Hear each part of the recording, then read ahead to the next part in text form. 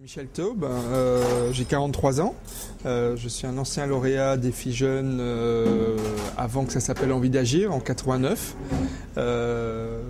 J'ai eu la chance de présenter ce que j'espère ne pas être la dernière cérémonie de remise des trophées Envie d'agir en mars dernier. Et j'ai décidé de m'engager, comme d'autres, pour demander au gouvernement de rétablir le programme Envie d'agir, qui est certainement ce que le ministère de la Jeunesse et des Sports a fait de mieux depuis 30 ans et que pour des raisons incompréhensibles, on est en train de supprimer, soi-disant pour des raisons budgétaires. Et donc avec des centaines de lauréats, nous demandons que le programme Envie d'agir continue et se développe. 80 000 lauréats depuis 30 ans, depuis 22 ans, pardon.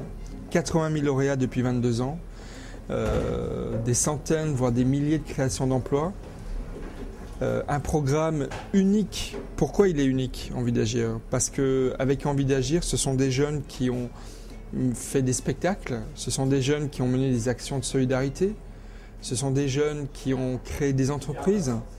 Bref, c'est un programme qui est aussi varié que ne le sont les jeunes. Et pourquoi supprimer un programme aussi ouvert, aussi conforme à la jeunesse? Les jeunes ont envie d'agir. Et on supprime le programme qui en est la plus belle expression et le premier soutien pour ces jeunes qui ont envie d'agir.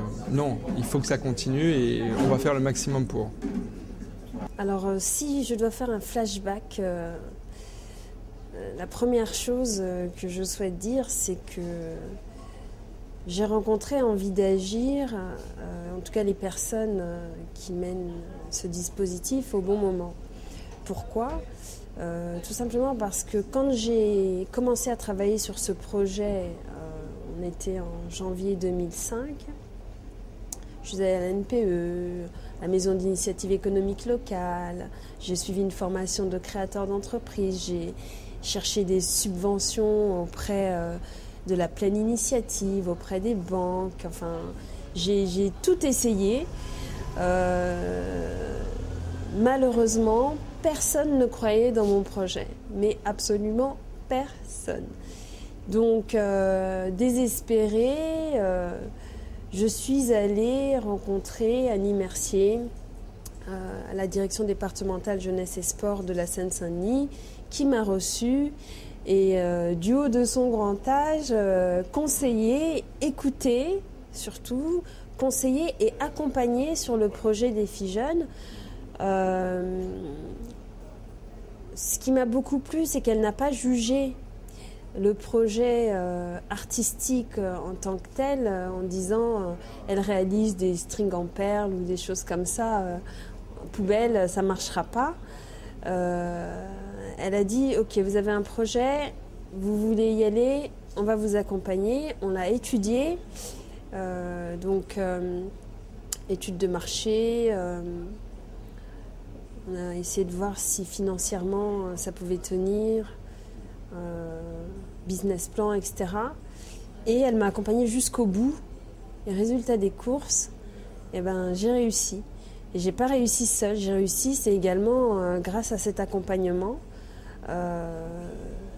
Et finalement, grâce à cette bourse, parce que je pense que si à ce moment-là, on ne me l'avait pas attribuée, jamais aujourd'hui j'aurais pu y arriver.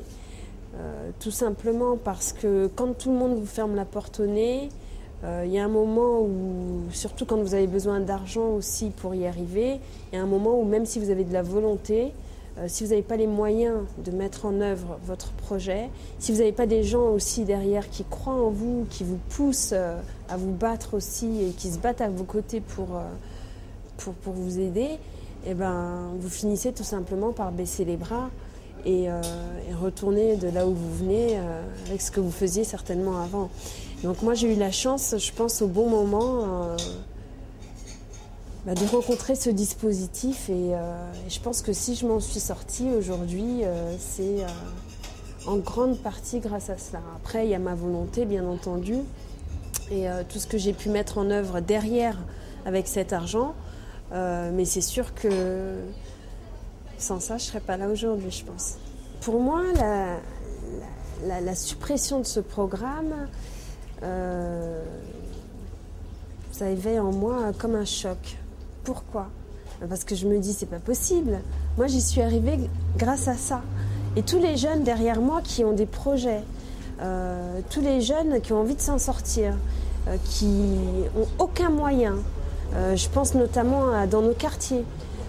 C'est aussi un dispositif qui vient beaucoup en aide aux jeunes issus des milieux les plus défavorisés, qui viennent taper aux portes des directions départementales en disant « j'ai envie de faire ça, est-ce que vous pouvez m'aider ?» Et c'est une lueur d'espoir pour toutes ces personnes. Et moi je me dis, si on supprime ce dispositif, quel espoir est-ce qu'on donne à cette jeunesse ? Quel espoir il reste à cette jeunesse? Parce qu'aujourd'hui, en dehors d'envie d'agir, agir dans la cité, défis jeunes, etc., qui ou quoi permet à cette jeunesse de mener à bien un projet?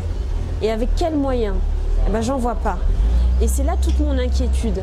Parce que ce serait facile de dire ben moi j'ai eu cette bourse, c'est génial, maintenant c'est passé, je m'en suis sortie, tant mieux pour moi, mais tant pis pour les autres. Non, moi je pense que justement aujourd'hui, l'intérêt c'est de pouvoir en parler derrière moi. Et d'ailleurs, quand j'ai des jeunes qui viennent me dire mais comment t'as fait, etc., ben, c'est de défis jeunes dont je parle, ou d'agir dans la cité. Voilà un dispositif que j'ai plaisir à citer parce que je sais qu'il est utile et nécessaire même. Donc voilà, aujourd'hui, moi, je suis choquée de voir que le gouvernement décide de supprimer un budget qui a une certaine utilité, ou du moins une utilité certaine. Je suis choquée de voir que d'un côté on dit on favorise la jeunesse et de l'autre on lui coupe l'herbe sous le pied. C'est scandaleux et pour moi si le gouvernement fait ça, eh ben, très sincèrement j'y crois plus mais du tout quoi. Déjà qu'on a du mal à y croire, alors si en plus on nous supprime le peu qu'on nous donne, eh ben c'est tout simplement de plus en plus incohérent. Voilà.